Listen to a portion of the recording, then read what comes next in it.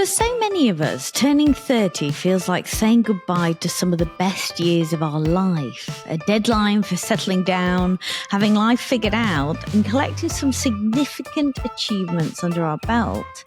The reality, though, is often actually very different, and the gap between our expectation of where we think we should be at 30 and where we actually are can lead us to a pretty dark place. I actually think this is so true of so many milestone birthdays and the pressure we put on ourselves to live by other people's schedules. Today, we're going to tear down those expectations and get you back on your path, not the one you think you should be on. Now, when we're focused on building our best lives, it's super easy to overlook the little things that make a big difference. For me this year, I've really been working on nailing my nutrition, and I've found a way to do it that doesn't involve hours of meal prep, a whole bunch of expensive ingredients, and heaps of time spent researching healthy recipes. Outsourcing my meal prep to YouFoods has taken the mental load out of making sure my meals are fresh, healthy, and nutritionally balanced. Every week, you choose from 60 meals, let gourmet chefs whip them up for you, and have them delivered to your door, fresh, never frozen. They're always adding new meals and tweaking recipes to keep it even more delicious than ever. There's no cooking, no dishes, no cleanup, and best of all, I've reclaimed my Sunday afternoons from meal prep hell. What a win!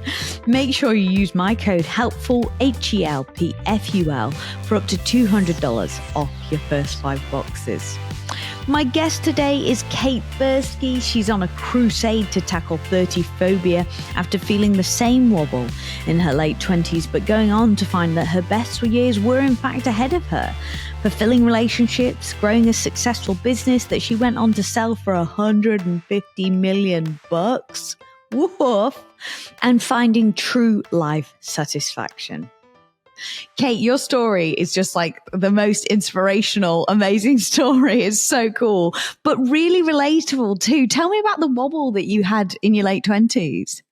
Yeah, I mean, I think what's funny about me is I was always quite an overachiever in life, particularly in career. You kind of like truck along at school and university and you're doing pretty well and everything feels like it's right on track. And it was only in my sort of mid-20s where I started to realize that maybe things weren't working out exactly as I imagined. I mean, I think like in my teens and early 20s, I just assumed I'd follow that very traditional path in life. I assumed I'd meet my person, I'd get married, that we'd buy a house with a white picket fence, that we'd have kids and the whole deal. And I kind of got to my late 20s and realized that wasn't actually happening. I think even though I've always been the kind of person that has quite an internal locus of control, you know, I always kind of found, you know, responsibility for my own life within. Suddenly something happened in my mid-late 20s where I started looking outside for kind of inspiration and validation. I started doing that awful compare and despair thing and falling short. So I was looking at my peers who were suddenly settling down and getting married, and I was kind of flooded with invites to engagement parties and baby showers and flat warmings. And I was like, I feel so far from all of those life goals that I'm actually really freaking out about this. And the closer 30 got, the more panicked I felt. So, you know, it all kind of came to a bit of a ugly crying head when I was 29. And I'd been with my boyfriend for 3 or 4 years then. And I'd kind of assumed that things would be getting, you know, locked in by that point. And I ended up doing a very uncool girl marriage ultimatum. I just had it in my head. I need to be married by 30. That was my main, even though I had all these life goals I hadn't achieved in my mind. That was my thing. I really want to be engaged at least or married by 30. And that wasn't happening. And he politely declined. I spiraled for a little while, but it was actually the best thing he could have done for me because it really forced a reappraisal. And I spent that time in Australia, where you are now. I moved to Sydney, Australia for 3 months on a sabbatical with work. And it was great timing because it gave me a lot of headspace to really kind of reevaluate where I was going with my life and really think about where I expected to be in this place at this time in my life. I'm not. Where did all those expectations come from anyway? And what I realized gradually from doing that kind of internal work is those expectations were not anything to do with me. They were actually external societal expectations of my mum and dad, things I felt I should do, and not things I actually wanted or needed to do to be happy and fulfilled in my own life. I realized that actually maybe that traditional path wasn't even for me, and that by, having my marriage ultimatum politely declined, that was a really great thing, because now, sitting here having just turned 40, 10 years on, I can tell you that 30 was not the deadline. It was the start line for my life. I was a hot mess in my 20s. In my 30s, things started to fall into place. And no, my life didn't look like anything how I imagined. It was even better. And had I settled down at 29 and had a baby, I never would have done any of those cool things, lived in 3 different countries and moved around the world, traveled so much, met my person, got married, had a baby, started a business, scaled the business, sold the business, and finally got to 40. And now I feel like I'm really living my true calling, if you like, as a writer, researcher, and content creator, working with women in their 20s, just like me, who are in that moment of panic. So I am here for all the women who feel like they're failing, flailing, and falling behind, who feel like they're running out of time to tick all those boxes before 30. I'm here to kind of bust the myth, the milestone myth, because every woman who has turned 30, 40, 50 beyond knows that it's really not a deadline. It's a false deadline that's been imposed on us. And it's nothing really, it's not really our problem. It's time to let it go. Yeah, it's so true, isn't it? Like, this feeling is so common. And I had the exact same feeling that you did around 25. Me and my now husband, we got married. When did we get married? 2018. But I was getting really antsy at 26, because I was we had been together a little while, but now I couldn't give a shit about being married. But you actually, at that age, you're like, oh, damn, this has to happen. If this hasn't happened by this point, what does that say about me? And now you realize that it's an absolute crock of shit. When you learn actually about what it is like after 30, the scales fall from your eyes. You touched on it a tiny bit there, but why do you think we feel this so intensely, particularly around our 30s? Yeah, I mean, I've looked at loads of different reasons about, where do all these expectations come from? And I think, for women in particular, it probably harks back to the good old, very irritating biological clock, body clock, fertility clock, whatever you want to call it. And I guess back in the day, women were not going to be able to procreate past a certain age. So I think that's potentially why historically women have felt that pressure more acutely than men appear to. But basically these days, nobody who is in their 20s is really genuinely facing that reality unless they have other medical challenges that they're aware of, and everyone has a different situation. But really 30 isn't a deadline for that. But that, there is a deadline on having children, but it's probably not 30, and we don't even know when it's going to be. And on anything else in life, I mean, I'm testament to that. If I thought I needed to earn 100 grand by the time I was 30, or start a business by 30, or be married by 30, or own a house by 30, well, if life stopped at 30, then I wouldn't have had anything. So it's kind of crazy. So I think it's basically just a historical kind of hang up. It's just been going around for so long. And I think so many of us, we kind of live life, we're kind of funneled through life in a particular order through the education system. And then if you go to university, and then you get your job, and you kind of follow this timeline unquestionably. And then you get to your kind of adult years, or baby adult years, as we're calling it now, in our 20s. And you're like, oh gosh, everything's wide open and everything feels uncertain. And I think that uncertainty for many of us breeds anxiety. Now I have seen the light, I realize that feeling of uncertainty is actually really motivating and brilliant. It means opportunity. It's excitement. I'd hate now to know, as much as I wanted all my ducks in a row by 30, at post 40, I would hate to know how the rest of my life is going to pan out. I love to think that it's anything could happen, and so many opportunities and so many new people to meet, places to go, and things to do. So I think you kind of, later on in life, you can reframe that uncertainty as excitement and opportunity. And that's what I'm hoping to help women on that journey to do. It's so true, isn't it? Because like at my career, I have a very similar experience to yours. You know, like I got into journalism really young, started working at the BBC, and then we moved over to the US, to Australia, and I started working for the ABC. And you're kind of so focused on the next step. You know, you've been to school. I went to university. I got a law degree. Then I went and got into journalism, like started working for the BBC, then the ABC. And then like once I kind of fallen off the treadmill in my 30s, I was like, I'm looking around and seeing the jobs that are around me that I've worked really hard to get to a place where they might be accessible to me. And I don't actually want any of them. And then I think that feeling of disillusionment, like I've worked my ass off for this, yet I'm here and I actually don't want it. And the feeling of, you know, the sunk cost fallacy, where you've put all this effort in and all this time to get here, and you're kind of faced with two choices, like one, double down on the thing that you're pretty sure you don't want to do, or two, go out and find something new, which is terrifying. And I think like for so many of us at 30, that's the point where the treadmill has kind of pushed us as far as we can get. And then we kind of have to make some real decisions. Like it's not going to carry us on our own, right? It's just such a familiar experience to me hearing you describe it. Yeah. And I think career-wise, I've been lucky enough to meet a lot of incredibly successful women, particularly in the past year through my kind of entrepreneurial ventures, but even more so through this project. And what has really been fascinating to me is every single one of those successful women has made a significant career pivot in their 30s. Yeah, so right. It is a fallacy that you need to have your career all sewn up by 30. It's incredibly unlikely that you will find your dream sense of purpose and your dream job, maybe even ever, but definitely not by 30.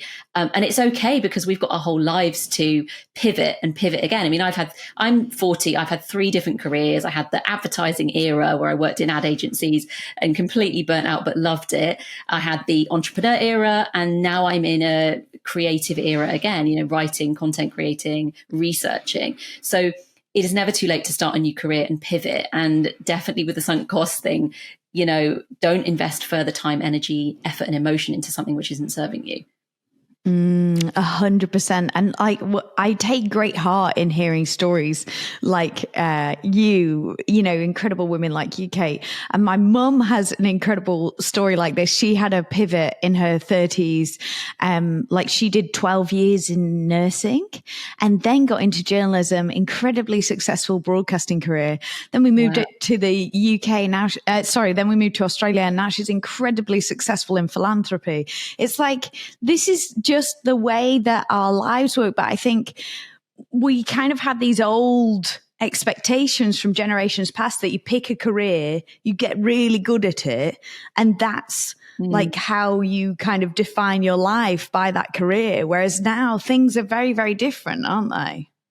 Yeah. And I think, you know, our generation, we're being influenced still by a previous generation, our parents, who maybe were more of a job for life mentality. I mean, I don't think my parents have understood many of the decisions I've made, you know, the decision to give up a, you know, 6-figure salary, to go freelance, to give up my freelance income to start a business where we made £0 for about 2 or 3 years. It just doesn't make a lot of rational sense when you have that real safe mindset, that job for life kind of mindset. But I think the days of job for life are done. And I think there can, even if you do sign up for a job for life, there is no such thing as job security anymore. We've all seen through the pandemic, you know, companies making cutbacks, jobs changing, you know, there is no such thing as security. So I think that's why so many women, young women, have their fingers in so many pies, you know, the multi-hyphenate generation. I think it's kind of a good way to spread your bets in a way, and also keep life interesting and spicy.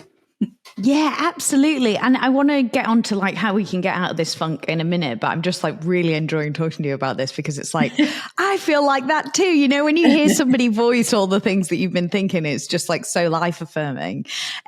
So when you were in kind of that melee of your late 20s, early 30s, how did you break free of that funk and actually kind of figure out what was next for you? because it can feel like so overwhelming that so many of us, as I said, actually don't make a decision and just carry on doing the easiest thing.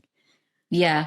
Yeah. And it's always hard to make a change. But what's interesting is through the process of writing this book, I've been lucky enough to interview, I think it's coming up to 40 women in the mental health, mindset and psychology space. So I am literally stealing all of their best mental health and mindset hacks for my book. And they know about it. So it's absolutely fine. So I feel like I've been through like a year of deep therapy, and it's kind of given a bit of a framework around what I ended up sort of hacking my way through my quarter life crisis myself. What's interesting is whether these experts are coming from an angle of romantic relationships, friendship, career, they all seem to be describing a similar kind of process or set of steps that you can follow to really overcome this quarter life crisis, this life goal anxiety, which is the phase that so many women get sort of stuck in their 20s. And I think the first part of it for me is to stop looking out and start looking in, meaning I think in our 20s, we're still very, very influenced, particularly in a social media age, about like what other people are doing, whether it's our peers, whether it's people we see on social media. I think that can give us unrealistic, impossible expectations about the way that life should be and where we should be in life by a certain point. But we need to remember that that's not reality that we're seeing, that, you know, you're probably looking at the most beautiful, wealthy, successful, and potentially even untruthful 1% of the population when you're scrolling social media. People are showing their highlights, they're not showing the behind the scenes. So I think that kind of compare and despair culture really hits in your 20s. So you need to kind of get the trust back for yourself and really start listening to your own gut, because it was only when I started thinking, actually, forgetting what everybody else is doing, forgetting what my parents expect and what society expects of me, what kind of life do I want to build for myself that's going to be really fulfilling? And it wasn't about getting married and having babies and settling down. It was about traveling the world. It was about starting a business. And it was meeting my person, not my timeline. So stop looking out, start looking in is the first major step. And I think if you have to do a social media audit and unfollow anybody that makes you feel worse about yourself, as part of my research, I did a big research study with 2,500 women in the UK and the US, and I asked them all about their hopes, dreams, and fears. And one of the things I asked is, you know, how does social media make you feel about yourself? And over 60% of them said going on Instagram makes them feel worse about where they are in their own life. So anything you're seeing that's making you feel worse, potentially even any people in your life that are making you feel really bad about where you're at, have a think about whether it's time to move on or move away from some of those influences. And I think the next big breakthrough moment for me, and I still have to hack my way out of things all the time, I think we really have a tendency in our society, and maybe even as human beings, to focus on the milestones, to focus on the big, huge end goals. And loads of kind of self-help gurus and motivational speakers, they'll tell you to shoot for the stars and imagine your dreams and manifest and it will happen. I have a bit of an issue with manifestation because it doesn't tell you the steps to get there. It's great to get some inspo, but I could put, you know, a picture of David Gandy on my wall and be like, I'm going to marry that guy, but how am I actually going to get to him? So I think a big mindset shift that we need to make in our 20s and maybe at other times in life as well is away from milestone mentality towards process thinking. And what I mean by that is process goals, behavioral commitments are so much, actually, you know, research suggests more effective. So rather than focusing on, I'm going to win the race, focus on doing the fastest running you can. You know, I like to make commitments to myself. Like, you know, even with this writing this book project, that can feel like quite an Everest to climb. You know, I need to finish this entire book. But actually, there's no point focusing on the end goal. If I commit to the behaviors that are going to get me there, I'm going to write for 20 minutes every day. I'm going to write one chapter a week. I'm going to spend X amount of time speaking to X amount of people. By taking those steps, I'm going to get there eventually. But if you constantly focus on the end goal, it feels unachievable, it feels overwhelming, and it can actually just stop you from going anywhere closer towards your goal. Which brings me to my next point, which is really about celebrating the milestones or even the inch stones along the way, looking at how far you've come, what you've already achieved, and what you already have to be grateful for is something we forget to do when we're striving for these big, huge milestones. So something I love to do on my Instagram is just do a shout out every so often and say, tell me about your small wins. Tell me about your inch stones that you're really proud of. And let's celebrate those things, because I think there's so much emphasis on the big ticket items. You know, I've got engaged, I've got married, I've got a promotion, I'm earning all this money, I've sold my business. But we forget to celebrate the small wins, which are more achievable, which are really motivating, which keep us going. And I've had to learn that one particularly because when I co-founded my business with my husband, we were always so focused on the next thing that we never stopped to celebrate along the way. And I think it made the process a lot more painful. I think, you know, life is a journey. It's very cliche, but you have to learn to enjoy the ride, the ups and downs, and just roll with it a little bit. Otherwise, you're always living in the future, and living in the future is the definition of anxiety, and it isn't going to make you happy. I feel like I needed all of that. I needed to hear it so much, Kate. And I know everybody else is feeling the same way too. It's so true. So you initially, you know, to kind of fill people in on your story a little bit, like you started your business post 30s and, you know, started with your partner, now husband, right? Yes. Yeah. Yeah. And so it was Curl Smith hair products, which I love because I'm an avid curly girl fan. But you started that business and then built it up. And as you said, you spent a long time where it felt like things weren't really getting going and you didn't know whether you'd like back the right horse and made the right decision. When you've made this decision, you kind of had the self-reflection and you're like, okay, this is what I actually want. And you've got your processes and you're working through those processes. And like for you, that was setting up this business with your partner. How do you stay steadfast on that course and know that you're backing yourself and you're making the right decision when people will continually still be asking you, when are you having kids? Are you getting married? Why did you leave your job? Are you sure this is the right thing to do? You know, like, because it constantly you'll get those things that will like kind of try and pull you back onto that course that everybody else wants you to live. Like, how did you stick in that mode, even when things felt like they were going slow with your business, and really see it out to the success that it is now? Yeah. I mean, I'll be honest, there were wobbles. There were many times when, particularly me, I think because I'm a bit more sensitive than my husband, I think, you know, there were many times when I wanted to quit. And we just had this mantra where we were like, we'll quit tomorrow, but today we give it everything. And then we would just get up and do it all over again. So I think having a partner, and it doesn't need to be a romantic partner or a business partner, having some kind of accountability partner, if for want of a better word, or like a friend. You know, I'm a real fan of big sisters. So I think there's a lot of focus when it comes to friendship on kind of peer-based friendships. And I think having friends that are in your exact same position can be really supportive and validating, but it doesn't always help you move forward because you can all kind of reinforce and perpetuate the kind of stressful panic that you're in. I found it really helpful when, you know, particularly when you've got a particular goal in mind, is to surround yourself, in addition to your lovely supportive girlfriends, with people who have already got there. So if you are looking at having a child or struggling with having a baby, somebody who's 5 years on who can really advise you on how it feels like when you get to that goal, how they got there, the steps they took, and to reassure you that it's going to be okay. So I'm a huge fan of intergenerational friendships. I'm a huge fan of, you know, I'm in my 40s, but having friends in my 50s, because there's all that wisdom and life experience that they can share. And there's energy that I can bring. So I think everybody wins, everybody benefits. So I think having that support network that's maybe outside of your immediate peers, somebody that's been there that can reassure you that it will happen. You just need to hang in, and help you see the steps to get there is so, so helpful. Like a life mentor. We talk about mentors in business, but I like mentors in life as well. Totally. And I think I do have a fair few of those without realizing it. And I think I have some younger friends too, who maybe I'm like, chill, it's like, it's fine. Yeah. I had no money then either. Like, it's fine. Yeah. You'll get there, right? It is really beneficial. And then the other thing you talk about is this expectation gap, which kind of feeds into why we feel like we're missing out on life. And it's I think it's a really useful thing to know about, particularly if you're thinking about making a big leap and you want to be able to stick with it. Like you said, today we're going to give it all of our effort. Tomorrow we can quit. I love that mentality.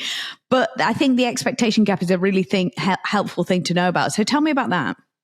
Yeah, so this is, I guess, a theory that I've developed through the course of my research, which is that the source of pretty much all negative emotions is the difference between your expectations of how life or how certain events in your life are going to be and your lived reality. So everything in that space is anxiety, uncertainty, even depression, despondency, all of those negative feelings. It's so often driven by the difference between expectations and reality, really, the expectation gap. And I think the two ways of dealing with the expectation gap are, either to lower your expectations. And I do a lot of work on normalizing normality. So I think, like I said before, we see a lot of the unique 1% online on social media, and we have a tendency to compare the parts of our lives that are not going well to the parts of our friends' lives that are going well without seeing it all in completeness. So when I did my research study, I wanted to create a set of data that was not going to be shocking and, wildly exciting. What I wanted to do was use data to reassure women that they are normal. Wherever you are in your turning 30 journey, you're normal. I mean, let me give you some stats. So some of the expectations about where your life's going to be when you turn 30. So I expect to be in a relationship. Well, by 29% of women are still single. I expect to be married by 30. Okay, well, 72% of women are not married by the time they're 30. So you are in the norm if you are not married. I expect to own my own house by the time I'm 30. Well, 53% of women in their 20s, at 29, they're still renting. 31% are still living with their parents. So if you live at home with your parents, you are absolutely normal. 72% of women who are about to turn 30 don't have any kids. So you are absolutely in the majority if you've not had kids yet. Not that everybody has to have kids or should or needs to. If you expect to earn six figures by the time you're 30, only 2% of women in the UK and the US ever get there by the time they're 30. And, not everybody does. It's a huge amount of money. So if you expect to be earning that kind of money, you would be the exception, not the norm.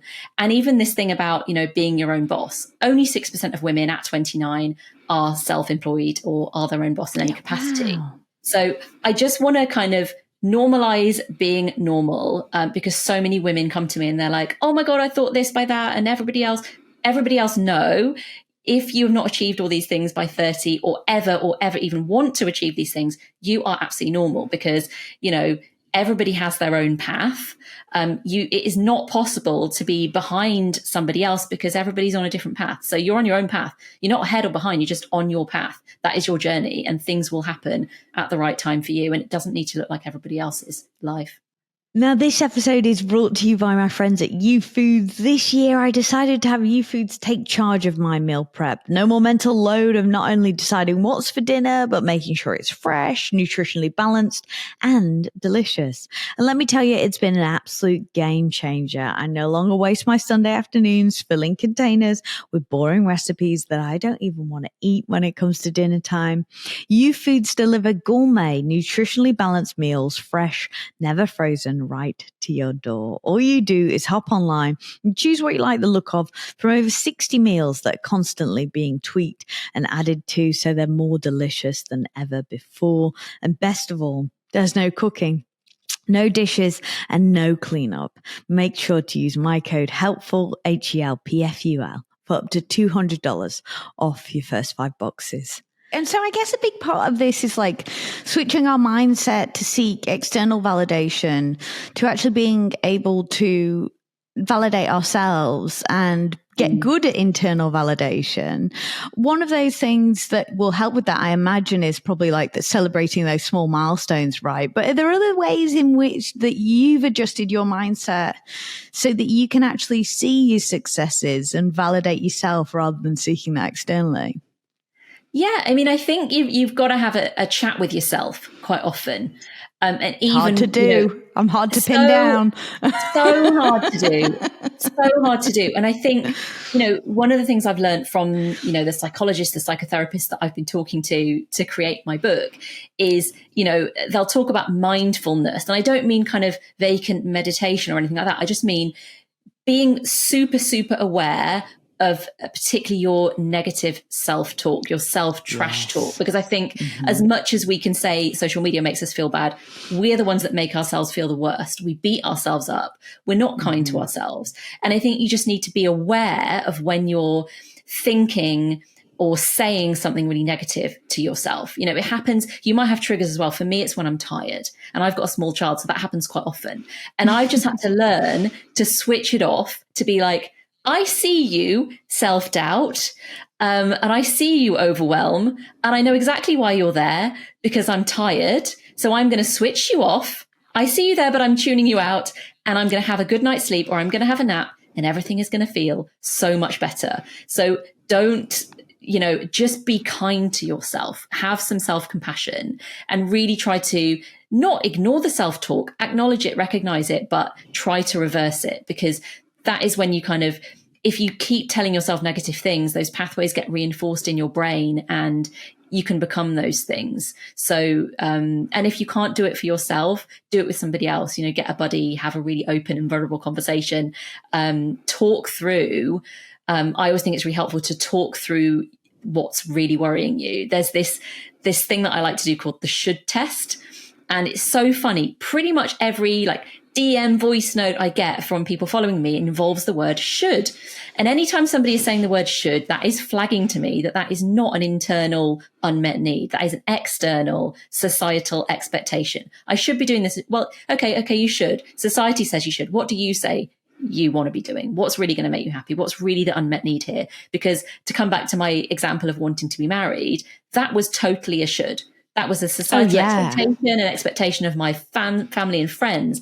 It really wasn't a need. I did not need to be married. And actually, it would have been quite dysfunctional for me. So one thing that I did at that point, and I like to encourage other people to do, is work through that best case and that worst case scenario. So in the case of me wanting to be married, best case scenario, my boyfriend proposes to me. I get married. I settle down. I have the white picket fence. That I can see now would have been a worst case scenario, because it would have blocked me from achieving the things that I then went on to achieve, seeing and experiencing all the things I went on to experience. And if at that point I'd done the worst case scenario, I don't get married. Okay. I mean, a lot of people will say, oh God, I've got to be married by 30. I've got to be married by 30. I've got to do this by 30. I've got to buy a house by 30. And then you talk to them the day after they turn 30 and you say, how do you feel? And they're like, oh, it's fine. It's actually no good deal. I'm exactly the same person. It's a false deadline.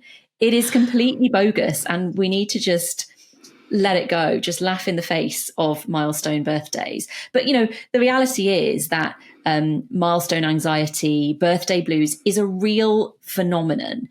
And I think I saw, was it on your podcast where one of your guests was talking about nine enders? That was our Dr. Jane. She's so cool. She was talking about loads of, I'll link to it in the show notes, but it's the science behind your weirdest thoughts and why we get hung up on so many things. And one of them was about nine enders. Yeah. For reference, nine enders, anyone with a 9 at the end of your name. Having an end of your name, end of your age, being a 9-ender makes you do weird things. And there is loads of science backing this. Having affairs, running marathons, and other quite dark things. So it is a serious thing. And that's why I wanted to research and write about milestone anxiety, because it really genuinely has an effect on people. It is creating huge feelings of pressure, anxiety, stress that don't need to be there. There are real stressful things, and there are real deadlines in life, but 30 is not one of them. No, not at all. Not at all. It's so liberating once you realize that too. And I feel like once you stop focusing on the things you should have, the world, the universe, your life, whatever you want to call it, naturally opens up to the things that you actually do want and will fulfill you, right? Exactly. I completely agree. I love Ash Ambushe. Have you heard of her work? Yeah, that rings a bell. Tell me about it. Yeah, so she wrote a book called The Middle Finger Project. I bang on about it all the time. She's really cool. You would love her. Anyway, she wrote this really cool book, and it's reimagining the way things work, and the fact that now the internet, is a thing, we don't have to have the career that some middle-aged white guy named Greg invented. You know, like we can live our lives in any way we want to. And she's very much like you, really cool, like super liberating, and just comes in and is like, hey, you're talking shit to yourself. Come on now. But anyway, one of the things she talks about is the fact that if you have too much of a stranglehold on life, nothing's going to happen. So if you're too het up and you're too worried about the next thing and you're too intense about things, just things won't flow in your life. So like she talks about it, like imagining trying to invite somebody to a party and saying to them, you got to come to my party on Friday night, because if you don't come, it'll all be shit and everybody wants you to be there. And if you don't come, it'll be terrible. And I've only got a few people coming. So if you don't turn up, then there's only be like 4 people and I've made all this food. Like the person you're inviting is not going to want to come. Whereas if you go, do you know what? I'm having this party on Friday night. It's going to be amazing. Like there's all this food. I'm going to have a great time regardless of who wants to turn up. If you want to come, come. If you don't, don't. Well, you'd way rather get to the second party you're invited to than if you're invited to it in the first way. And she said, like, that's a metaphor for life. Like, that's what we do, right? We get so het up and so tense and so worried about things that we miss everything else that's going on. We don't let other things into our life. And I really love that analogy. Like when I'm getting too in my head, like you say, and I'm being my own worst enemy, I'm like, no one's going to come to your party if you're like this. Like, slow down, breathe and let it go. But I really think you should check out her work. She's so cool. Yeah, she sounds amazing. It reminds me, you know, like in a previous life when I was a brand consultant, and I used to run a lot of innovation workshops, so helping big corporate brands come up with ideas for new products. And we often used to do this exercise right at the beginning of the day, which is called yes and yes but. Do you know it? No. Yeah, so I'm gonna love it though. It's really helpful if you want to get people into a really constructive, creative, positive space. And in an ideation workshop is not the time to be, you know, coming up with all the reasons why things don't work and the practicalities. And, you know, that comes later, believe me. But in the initial idea generation phase of the workshop of life, you want to be as open as possible. So we get people to do an exercise, and it's called yes and yes but. And you have it's a paired exercise. And one person says something like, let's go to the park today. And the first round is yes, but. So the reply always has to be a yes, but conversation, a yes, but sentence. So let's go to the park today. Yes, but it's raining. Okay, so let's take an umbrella. Oh, but I haven't got an umbrella. Why don't you buy one? Oh, I haven't got any money. So the second person thinks of all the reasons why it's not going to work. And the first person ends up feeling completely deflated. The idea dies and their relationship sours. The second part of the exercise is yes and. So same scenario. If you say, let's go to the park today. Yes, and we can bring a picnic. Awesome. I'm going to bake a cake. Yes. And I'm going to bring some champagne. Who should we invite? Yeah, I'm going to invite my friends. You can just see how that builds an idea, how it builds you up, and how it just creates that positive space, that non-judgmental, that positive space. So, you know, a little bit of yes and yes, but is so helpful to get you into the right with more yes and less yes, but, you know. Yeah, but it's a great example of how we permanently yes but ourselves, right? I know. And we do it in our heads. Yeah, I want to do this. Yes, but I can't afford it. Yes, but, you know, whatever.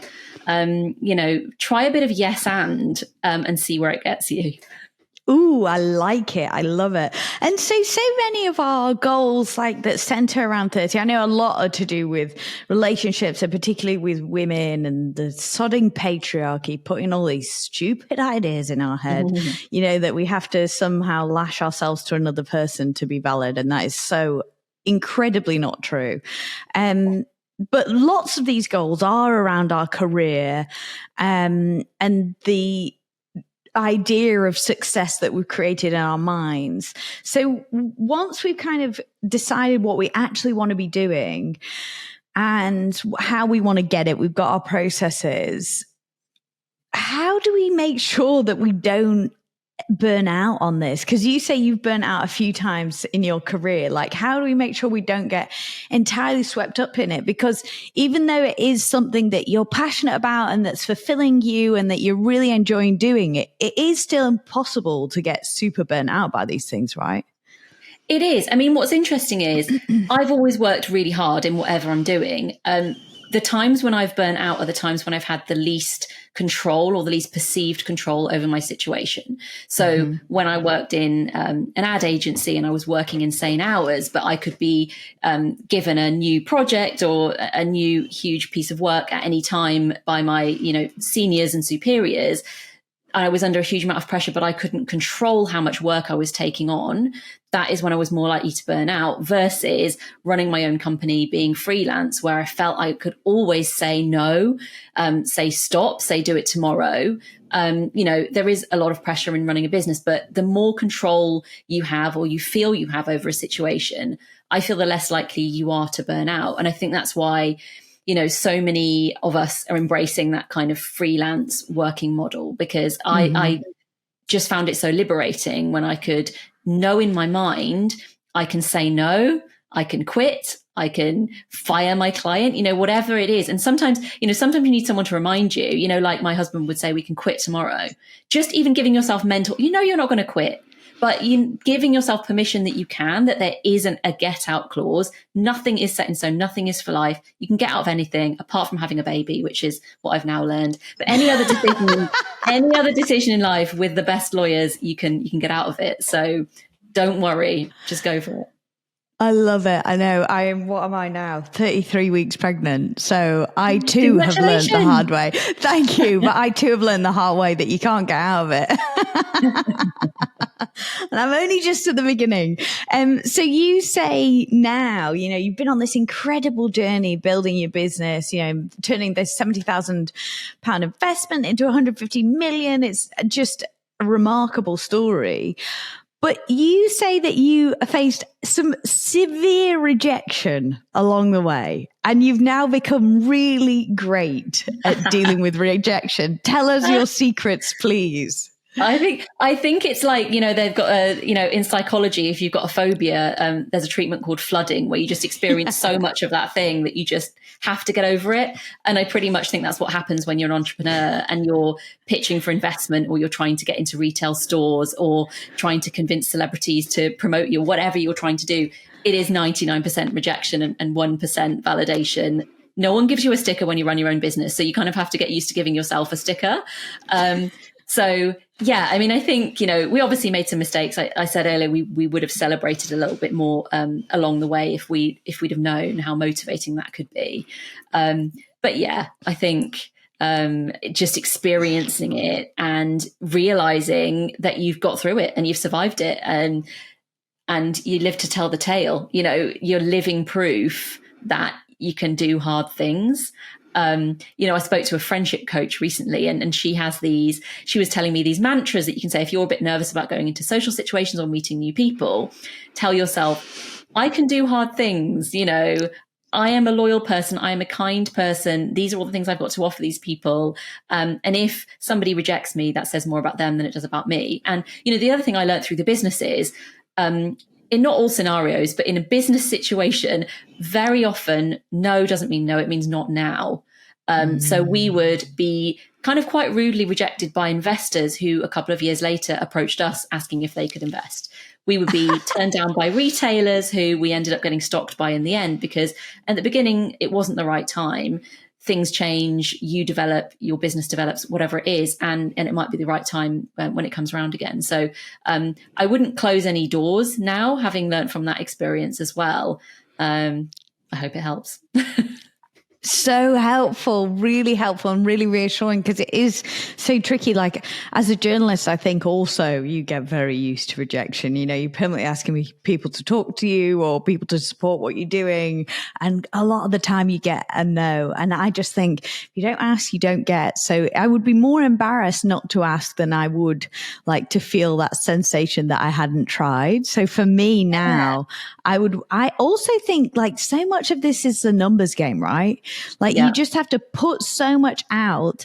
And if you're not trying and you're not pushing yourself, well, then you're not getting rejected. So I think rejection is a really great sign that you're actually pushing on and doing great work and working hard. Like if you're not getting rejected, you're not pushing yourself out there enough, I don't think. That's it. And I actually think rejection is a really kind thing to do for someone.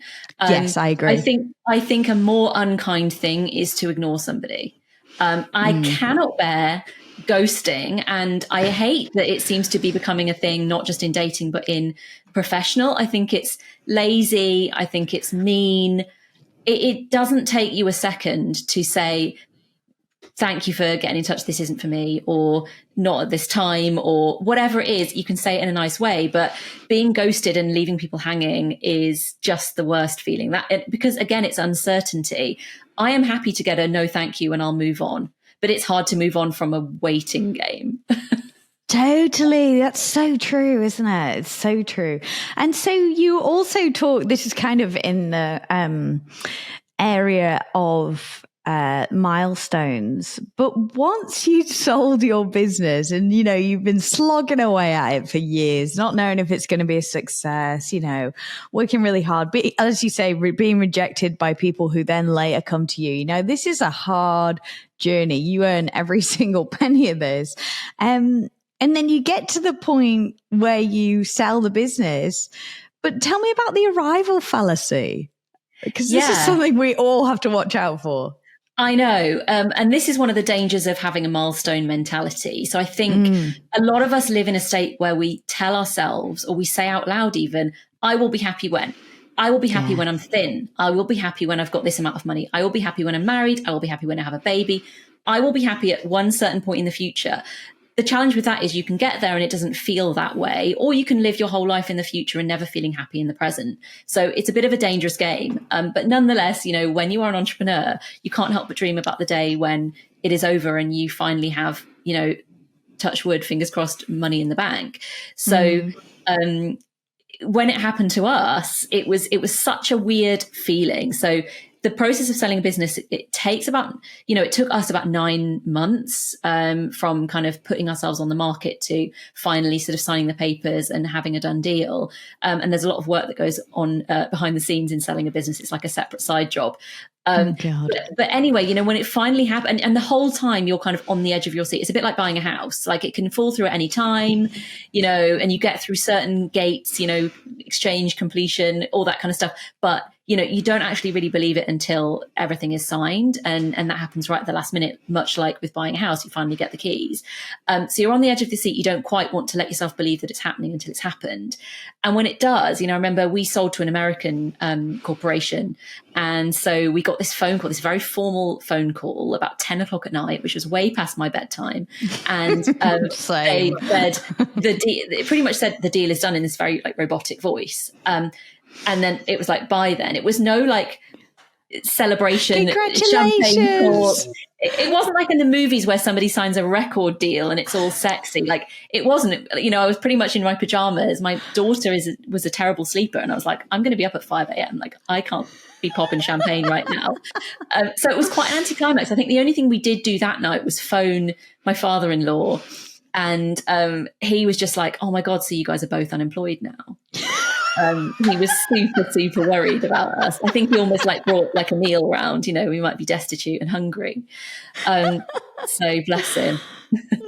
It's so funny though, isn't it? Because you spend all this time, and like I do it now with the podcast, you know, like when you're building something and you really care about the community you're building and the people that you're drawing in and what you're doing, and you also want to make it sustainable so you can keep doing it. And like you think about all those things, but then you don't start to actually enjoy the process and see that you're actually creating something incredible and there's huge satisfaction in that, and you actually get to choose what you create every day, which is an amazing privilege.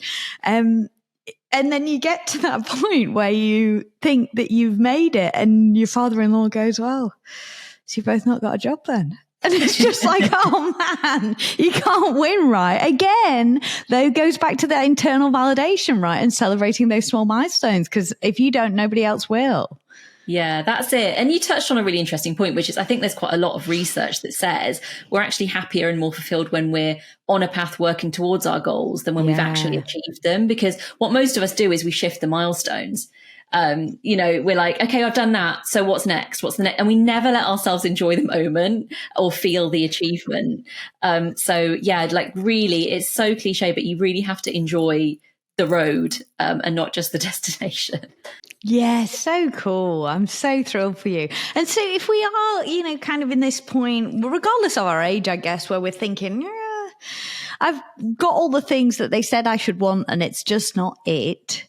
What's the one thing that you want us to remember about kind of not getting so thrown off by these milestones and really going after what's genuinely going to make us happy? Yeah. I mean, to pick up on your point, I think the great thing about having a quarter life crisis is you're way less likely to have a midlife crisis. I think women get out of the way. I think we all kind of hit a crisis point at one time. And there are those women that that tick through the boxes, in their 20s, they're doing the career, they've got the man, they've got the house, they ticked it all off, and they get to somewhere in their 30s and then they freak out. And then it's much harder to unravel than when you're in your 20s and everything hasn't been sort of set in stone yet. So I'm actually now really grateful for having a quarter life crisis because it set me on a much better path. And I honestly don't think I'm heading for any kind of crisis anytime soon. We'll see what happens when all the menopause and that hits. But yeah, for now, I feel like I'm so grateful I had that kind of turning point then, because I think the women that you're describing who have all their ducks in a row and then they can get to 30 and be like, okay, well, what's left now? I've done all the things that I thought I was going to do. There's a lot of life left after 30, 35. So I think it's actually so much better to like pace it out, spread it out, and just enjoy it a little bit more and not always be focused on the next goal. Because, I genuinely believe in lifelong learning, and it's just, you just become so much more aware when you're older that you just keep learning all the time and your brain keeps expanding and changing, and the connections that are made with different people are just so life affirming. And I just think that we need to take just a much longer view. If we're lucky enough to have a long life, we need to take the long view. Yeah, I love that. I was watching this little thing from Florence Given yesterday, and she was talking about how exciting it is not knowing who you're going to be in the future and what possibilities that might bring. And I think if we could switch our perspective to from the scarcity mindset of I'm not doing all the things right now, and to the opportunities and the excitement about life and everything that it can bring with it, I just think things are going to get so much better. I totally agree.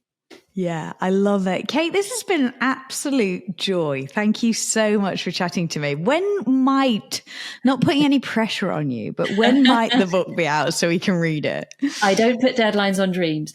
I mean, I do hope that I will kind of get the manuscript finished in the next couple of months. And then it just depends on what publishing route I go down.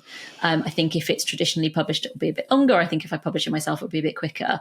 But in the meantime, I'm working on some other little things. So I've developed some, I call them mind hacker conversation cards, and they're going to be coming out, just going to be kind of free content giveaways, just little conversation starters or prompts that you can do on your own or with a close circle of friends, just to kind of help you figure out what you're anxious about, where these kind of anxieties and pressures are coming from, and try and hack your way through it a little bit and find a path that really fits. Because I think it really is just about asking yourself the right questions. The answers are all in you. They're not out there, they're inside. You just need to kind of get clarity and get clear on it. My guest today was Kate Berski. She is on a crusade to tackle 30 phobia after she had the same little wobble in her 20s. I really hope you find this helpful. I absolutely did. I'm going to link to Kate in the show notes so that you can check her out on social media and follow along for when the book comes out, because I know you're going to want to get involved in that. This episode is, of course, brought to you by my friends at U Foods. If you want to give them a trial and say bye to a meal prepping hell, definitely check them out. My code can save you up to $200 off your first 5 boxes.